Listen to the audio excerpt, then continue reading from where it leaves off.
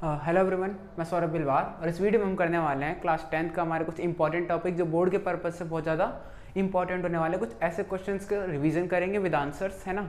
आपके लिए वीडियो बहुत ज़्यादा हेल्पफुल होगी अगर आप इस वीडियो को पूरा देखते हैं। तो 2 क्वेश्चन आपको इस वीडियो को देखने के बाद ही कंप्लीट हो जाएंगे। तो उम्मीद है आपको वीडियो पसंद आएगी, तो प्लीज़ वॉच द वीडियो। तो देखना होता क्या है कि कुछ इंपॉर्टेंट क्वेश्चन है हमारे पास। कुछ इंपॉर्टेंट क्वेश्चन क्या है, कौन से हैं?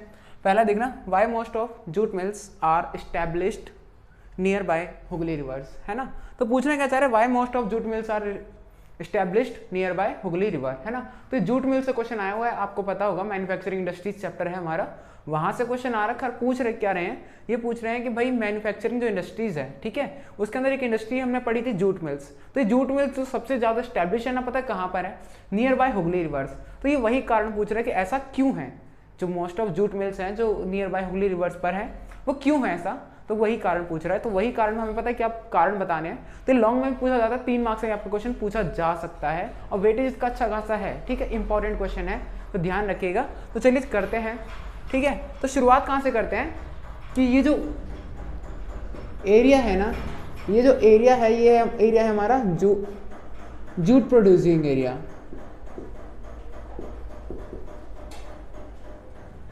ठीक है। जूट प्रोड्यूसिंग एरिया है हमारा, ये ध्यान रखना, ठीक है।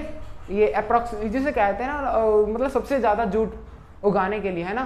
तो बढ़िया एरिया है, अच्छी खासी जूट की पैदावार इस जगह में हो सकती है, तो इसलिए यहाँ पर सबसे ज़्यादा जूट की इंडस्ट्री अवेलेबल है। आपने पढ़ा होगा ना factors that affect the location of industry, वो क्वेश्चन भी हम करवाएंगे, वो नेक्स्ट वीडियो में करवाएंगे। तो ध्यान रखना, पहले क्या है कि जहाँ पर रॉ मटेरियल अवेलेबल होगा वहाँ पर इंडस्ट्रीज लगाना बेटर रहता है, कि ट्रांसपोर्टेशन का जो चार्जेस होता है वो कम हो जाता है ना। तो जूट प्रोड्यूसिंग एरिया है, ठीक है, हुगली रिवर के पास में, इसलिए वहाँ पर अवेलेबल है। दूसरा क्या है भाई, हुगली रिवर है, तो हुगली रिवर में क्या होगा, हुगली रिवर में जूस तो बहेगा नहीं भाई, पानी बहेगा, है ना।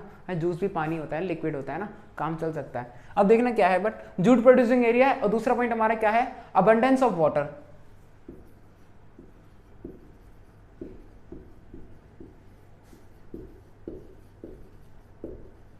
अबंडेंस ऑफ वाटर, इसका मतलब क्या है? अबंडेंस ऑफ वाटर मतलब यहाँ पर पानी अच्छी खासी मात्रा में अवेलेबल है, और जूट एक ऐसी फसल है जिसको ज्यादा पानी की आवश्यकता होती है, तो इसलिए यहाँ पर ये जो जूट इंडस्ट्रीज है यहाँ पर अवेलेबल है, ठीक है।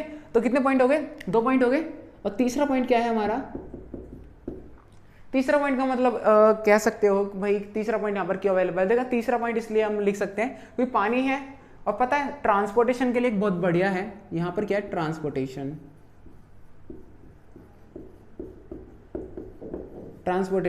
ठीक है।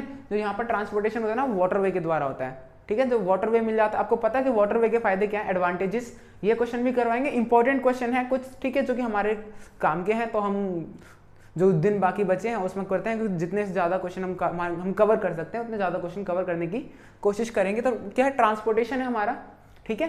मतलब वाटरवेज मिल जाता है यहाँ पर, ठीक है। वाटरवे सस्ता रहता है, एक सस्ता ट्रांसपोर्ट अवेलेबल हो जाता है। और आपको पता है कि ट्रांसपोर्टेशन, अगर हमें एक्सपोर्ट भी करना है, अगर हमें एक्सपोर्ट करना है किसी दूसरे देश को, तो कोलकाता के अंदर हुगली रिवर, और हुगली रिवर के अंदर एक पोर्ट है, ठीक है। अब कौन सा पोर्ट है, आप एक बार अगर आपको पता हो तो एक बार कमेंट बॉक्स में बता दीजिएगा, है ना, वरना हम मैप लेकर आएंगे तो मैप सीरीज के अंदर ही सब कुछ करवा देंगे, आप उसके लिए टेंशन फ्री रहिएगा। तो ट्रांसपोर्टेशन अच्छा खासा अवेलेबल है। अगर आपको कंट्री के अंदर करना है तो कंट्री के अंदर भाई एक्सपोर्ट करना है, तब भी आपके पास वाटरवे का एक अच्छा ट्रांसपोर्टेशन उपलब्ध है। 3 पॉइंट हो गए। और चौथा पॉइंट हमारा क्या है, हमारा जो चौथा पॉइंट है ये है मार्केट, ठीक है। चौथा पॉइंट क्या है? मार्केट। आपको पता होगा कि भाई जो वेस्ट बंगाल है, वेस्ट बंगाल के अंदर पता है कि कोलकाता एक बहुत अच्छा सिटी है, अच्छी खासी पॉपुलेशन रहती है। जब ज़्यादा जहाँ पॉपुलेशन रहती है वहाँ पर चीज़ों की डिमांड भी ज़्यादा होती है, ठीक है। तो इसी वजह क्या, एक अच्छा खासा मार्केट हमें मिल जाता है। कहाँ पर? कोलकाता एक बहुत बड़ा मार्केट है। आपको पता है कि अंग्रेज भी जो सबसे पहले आए थे वो कहाँ पर आए थे? कोलकाता में ही आए थे, ठीक है। तो मार्केट हमें पता लग गया। और हमारा जो आखिरी पॉइंट है, ये लगभग कॉमन पॉइंट रहता है, इसको कहते हैं चीप लेबर। चीप लेबर का मतलब समझते हो कि सस्ता श्रम मिल जाता है ना। और कोई अगर आप भी इंडस्ट्री लगाते हो तो आप भी यही सोचते हो कि आपको जो लेबर्स मिले, जो श्रमिक मिले, वो सस्ता हो। यदि वो सस्ता होगा तो क्या होगा कि हम वहाँ पर इंडस्ट्री लगाएंगे क्योंकि हमारा प्रॉफिट होगा। हमारा जहाँ पर प्रॉफिट होगा हम वहीं तो इंडस्ट्री लगाएंगे। अब ऐसा तो नहीं कि हाँ भाई अब हम एक कबाड़ी की दुकान खोलें, हम अमेरिका में जाकर कबाड़ी की दुकान खोलेंगे, है ना, ऐसा तो नहीं है ना। क्या है कि हम कहाँ पर लगाना चाहेंगे, जहाँ पर हमें ज़्यादा प्रॉफिट हो। ठीक है, तो ये उम्मीद है कि ये आपको एक्सप्लेन कर लेने के मार्केट अवेलेबल है कोलकाता के अंदर। चीप लेबर मिलती है कहाँ से, वेस्ट बंगाल से, क्योंकि पॉपुलेशन ज़्यादा है, और उसके बगल में बिहार और उत्तर प्रदेश, दो ऐसी जगह है जहाँ पर भी पॉपुलेशन ज़्यादा है, बेरोजगारी है, और जहाँ से लोग माइग्रेट करते हैं एम्प्लॉयमेंट के लिए, रोजगार के लिए। तो ये कहाँ जाते हैं, ये आ जाते हैं बड़ी एकदम पास में हुगली रिवर के पास। ठीक है, जूट इंडस्ट्री के अंदर abundance of water, Hooghly river से पानी मिल जाता है। और क्या, जूट प्रोड्यूसिंग एरिया, ये कैसा एरिया है जहाँ पर अच्छी खासी जूट अवेलेबल होती है, प्रोड्यूस होती है। ठीक है, तो ये तो है भाई पहला पॉइंट, और इसको ही आपको एक से 1.5 लाइन के अंदर एक्सप्लेन कर देंगे। अगर आप एक्सप्लेन कर देंगे तो आपके पूरे 5 मार्क्स आपके कहीं भी नहीं गए हैं।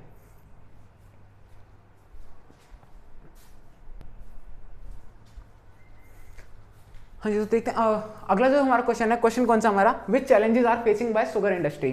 ठीक है, शुगर इंडस्ट्री पता है आपको, हर एक सब लगभग सभी के घर में इसका इस्तेमाल होता है शुगर का। ठीक है, तो ये बनती किससे आपको पता है, इसका रॉ मटेरियल क्या है, इसका जो रॉ मटेरियल है वो है हमारा शुगर केन। शुगर केन का इस्तेमाल हम शुगर केन के रूप में तो कम, है ना, जूस और शुगर के रूप में ज़्यादा इस्तेमाल करते हैं। ठीक है, तो आइए देख लेते हैं कि भाई इसके चैलेंजेस क्या है। क्या सवाल पूछ रहा है which challenges are facing by sugar industry. जो हमारे पास जो शुगर इंडस्ट्री है उसके सामने कौन कौन सी चुनौतियां हैं, तो चुनौती की बात कर लेते हैं कि कौन कौन सी है। तो देख लेते हैं पहले, जो पहली चुनौती है हमारी वो कौन सी है। इंपॉर्टेंट क्वेश्चन है, वही सेम टू सेम प्रोसेस होगा। मैं आपको हेडिंग बताऊंगा, थोड़ा सा समझा दूंगा, आपको लाइन के अंदर लिख लेना है। ठीक है, 1 से 1.5 लाइन के अंदर आपको पूरा 5 नंबर, अगर 5 पॉइंट भी आप एक्सप्लेन कर देते हो, 5 मार्क्स आपको इजीली मिल जाएंगे। ठीक है, कोई दिक्कत नहीं है। अब देखना पहला पॉइंट क्या है। पहला पॉइंट बड़ा ही आसान है। पहला पॉइंट क्या है, पहला पॉइंट है भाई इरेटिक पावर सप्लाई। यार ये बड़ा ही एक अच्छा सा पॉइंट है, आसानी से याद हो जाता है।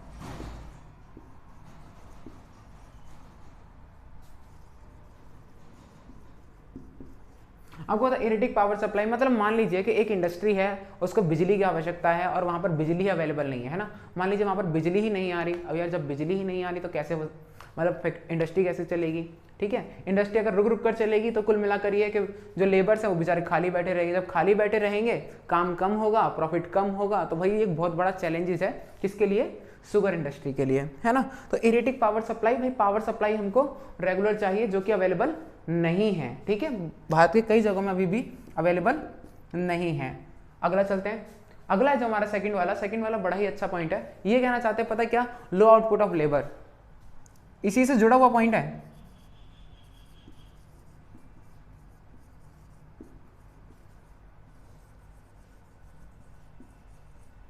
लो आउटपुट ऑफ लेबर, इसका मतलब क्या है लो आउटपुट ऑफ लेबर का, लो आउटपुट ऑफ लेबर का मतलब ये है कि जो इनका आउटपुट है बड़ा ही कम है। जो यहाँ के लेबर्स है ना यार, वो ढंग से काम नहीं करते, वो रेगुलर काम नहीं करते, हम उनसे आउटपुट ढंग से ले नहीं पाते।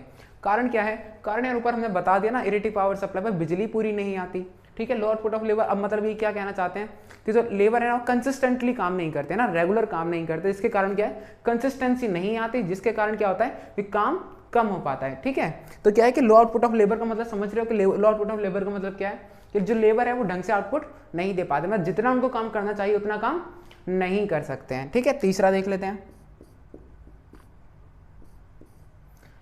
जो तीसरा पॉइंट है हमारा, तीसरा पॉइंट बड़ा ही अच्छा पॉइंट है। इस पॉइंट के अंदर ये कहना चाहते हैं कि देखिए ज़्यादा कुछ नहीं है, मतलब बड़ा ही अच्छा सा पॉइंट है कि ये एक सीजनेबल क्या है, ये एक सीजनेबल इंडस्ट्री है। मतलब ये इंडस्ट्री भाई पूरे साल नहीं चलती है। ठीक है, ये जो इंडस्ट्री है पूरे साल नहीं चलती है। जब ये इंडस्ट्री पूरे साल नहीं चलती तो कुल मिलाकर कंसिस्टेंसी कहाँ से आएगी। ठीक है, तो सीजनेबल इंडस्ट्री है, मतलब साल के 6 महीने 8 महीने 5 महीने ही खुली रहती है, बाकी टाइम ये बंद पड़ी रहती है। ठीक है, तो कंसिस्टेंसी नहीं आती, just because of lack of consistency जो लो आउटपुट ऑफ लेबर हमको देखने को मिलता है। कारण क्या, ये भी है ये भी है। ठीक है, सीजनेबल इंडस्ट्री है। अगला देख लेते हैं, machine needs to be upgrade.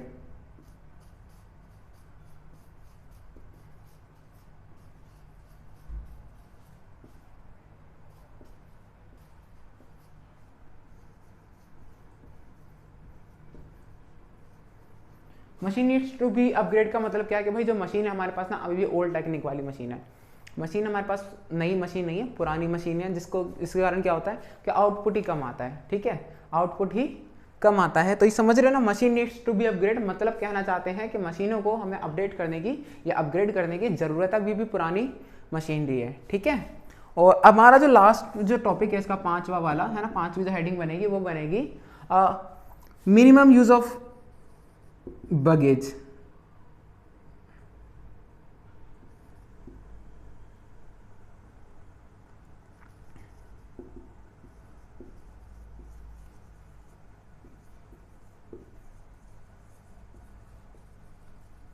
आपको बैगेज का मतलब पता होगा ना, बैगेज क्या होता है, आपने वो खोई सुना होगा, जो खोई होती है, जो गन्ने का जूस निकालने के बाद जो रेस्ट ऑफ जो मटेरियल बचता है जो किसी काम का नहीं होता, ठीक है, हम उसको क्या करते हैं, हम उसका इस्तेमाल नहीं कर पाते हैं भाई, वो एक बहुत बड़ा चैलेंजेस है। क्यों? क्योंकि भाई वो वेस्ट हो जाता है। अगर वो भी हम किसी इस्तेमाल में कर लें, वो भी किसी इस्तेमाल में लेकर आ जाएं, तो क्या होगा कि किसानों को वो भी बिक जाएगा, तो वो भी फायदा होगा, शुगर इंडस्ट्री को थोड़ा सा प्रॉफिट और बढ़ जाएगा, जिसके कारण क्या होगा, जिसके कारण प्रॉफिट बढ़ेगा, इंडस्ट्री अच्छी खासी चलेगी, है ना। बट क्या है कि हमें पता ही नहीं है कि हम क्या बैगेज का क्या करेंगे, काफ़ी कम चीज़ें जो हमें पता है, ठीक है। इसलिए क्या होता है कि भाई ये चैलेंजेस है किसका, शुगर इंडस्ट्री का। उम्मीद है आपको वीडियो पसंद आई होगी। दो क्वेश्चन हमने करवा दिया, 2 क्वेश्चन लेकर अभी फिर दोबारा आते हैं। तो please if you like the video, please like the video.